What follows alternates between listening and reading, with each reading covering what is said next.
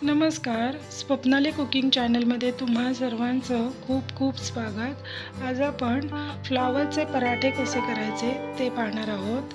हे सारण पहा कसं कडेपर्यंत पसरलं आहे। या पराठ्याला बाइंडिंग येण्यासाठी काय करायचं ते सुद्धा मी या व्हिडिओमध्ये सांगितलं आहे, त्यामुळे व्हिडिओ शेवटपर्यंत बघत राहा। इथे मी एक गड्डा फ्लॉवरचा घेतलेला आहे। हा जवळजवळ 800 ग्राम इतका फ्लॉवर आहे। याचा मागचा भाग सगळा काढून घ्यायचा आणि फ्लॉवरचे मोठे मोठे तुकडे करून घ्यायचे। फ्लॉवर आपल्याला छोटं छोटं चिरायचं नाही, कारण आपल्याला किसून घ्यायचं आहे, त्यामुळे किसायला त्रास झाला नाही पाहिजे यासाठी मोठे मोठे तुकडे करायचे। अशा प्रकारे फ्लॉवरचे मी मोठे तुकडे करून घेतलेले आहे। आता फ्लॉवर स्वच्छ करण्यासाठी मी इथे उकळत्या पाण्यामध्ये 1 चमचा मीठ घातलेलं आहे। आता या उकळत्या पाण्यामध्ये हा फ्लॉवर घालायचा आणि फक्त 1 मिनिटासाठी असंच पाण्यामध्ये ठेवून द्यायचं। त्यानंतर लगेचच आपल्याला हा फ्लॉवर काढून घ्यायचा आहे। अगदी 2 मिनिटातच फ्लॉवर काढून टाकायचा, नाहीतर मग तो शिजला जाईल। आपल्याला फ्लॉवर शिजवायचा नाही, फक्त त्याला स्वच्छ करण्यासाठी आपण उकळत्या पाण्यामध्ये घातलेलं आहे। असं केल्याने फ्लॉवरचा उग्र वास निघून जातो। त्याचबरोबर फ्लॉवरमध्ये जर का बारीक आळी वगैरे असेल तर ती सुद्धा निघून जाते। आता आपला फ्लॉवर एकदम स्वच्छ झालेला आहे। फ्लॉवर थंड झाला की तो किसून घ्यायचा। इथे मी एकदम बारीक साईडची जी किसणी असते त्याने किसून घेणार आहे। अशा प्रकारची मोठी किसणी नाही वापरायची, बारीक घ्यायची आणि किसून घ्यायचा। फ्लॉवर अशा प्रकारे एकदम छान बारीक किसला जातो। हे पराठे अतिशय चविष्ट लागतात। याला बाइंडिंग येण्यासाठी आपण चीज वापरणार आहोत, त्यामुळे हे पराठे लहान मुलांना सुद्धा खूप आवडतात। फ्लॉवरमध्ये चीजचा फ्लेवर अतिशय छान लागतो। इथे मी फ्लॉवर सगळा किसून घेतलेला आहे। या एका गड्ड्याचे साधारण 7 पराठे होतात। हे पहा, मीडियम साईजचे 7 पराठे होतात। आता हा सगळा किसलेला फ्लॉवर एका कॉटनच्या कपड्यावर टाकायचा आणि यातला सगळा पाणी कपड्यामधून पिळून काढायचा।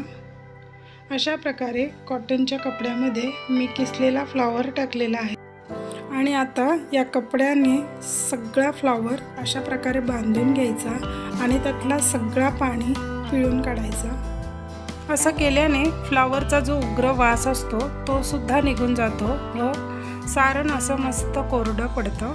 हे बघा, फ्लॉवरचे हे सारण मस्त कोरडं पडलेलं आहे। आता यामध्ये आपण मसाले घालूयात। तर इथे मी एका मिक्सरच्या भांड्यामध्ये 8-10 लसणाच्या पाकळ्या घेतलेल्या आहेत। 1 इंच आलं, 4-5 तिखट मिरच्या या बारीक वाटून घ्यायच्या आणि त्या यामध्ये घालायच्या।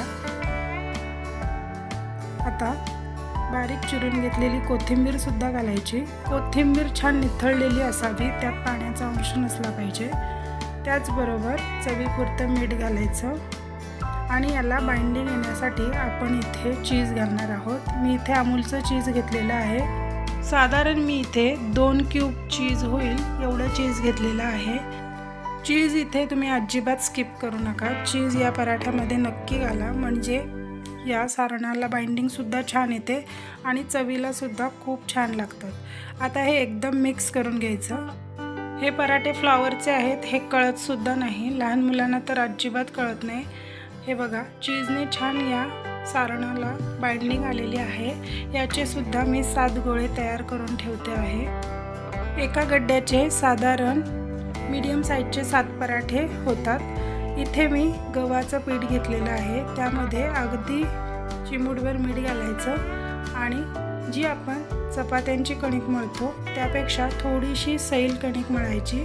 जर का आपण खूप कडक कणिक मळली तर ते सारण कडेपर्यंत पसरत नाही आणि सारण सगळं बाहेर येतं। त्यामुळे ही कणिक थोडीशी सैल ठेवायची आणि 15 मिनिटे मुरवायला ठेवायची। 15 मिनिटांनंतर यातला एक गोळा मी काढलेला आहे, त्याला सुक्या पिठामध्ये थोडासा गोळवून घ्यायचा आणि अशा प्रकारे एक वाटी तयार करून घ्यायची आणि त्यामध्ये सारण भरायचं। परत त्याचं तोंड बंद करायचं आणि परत सुक्या पिठामध्ये घोळवून लाटून घ्यायचं। खूप जास्त मोठा नाही लाटायचा, मीडियम लाटायचा। परत एकदा सुक्या पिठामध्ये घोळवून घेतला आणि लाटून घ्यायचा।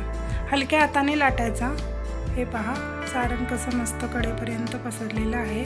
आता तवा गरम करत ठेवलेला आहे, त्यावर अगदी थोडंसं तूप घालायचं म्हणजे चीज तव्याला चिकटत नाही। आणि तवा मीडियम गरम करायचा, खूप जास्त गरम झाला नाही पाहिजे, नाहीतर पराठा एकदम तव्याला चिकटून जातो आणि तुटून जातो।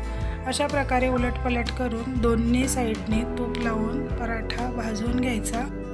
तुम्हाला जर माझ्या रेसिपी आवडत असतील तर चॅनलला सबस्क्राईब करा, बाजूला दिलेलं बेल आयकॉनसुद्धा प्रेस करा, म्हणजे माझ्या नवीन व्हिडिओचे नोटिफिकेशन तुम्हाला येत राहतील। हा पराठा बघा कसा मस्त टम्म फुगलेला आहे। अशा प्रकारे खरपूस होईपर्यंत भाजायचा आणि हा पराठा तुम्ही टोमॅटो सॉस बरोबर खाऊ शकता।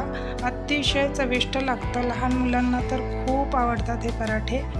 हे पराठे करत असताना लक्षात घ्यायच्या टिप्स म्हणजे फ्लॉवर आपल्याला पहिलं तर गरम पाण्यातून काढून घ्यायचा, त्यानंतर पिळून घ्यायचा। पिळल्यानंतर याला बाइंडिंग येण्यासाठी आपल्याला चीजचा वापर नक्की करायचा आहे।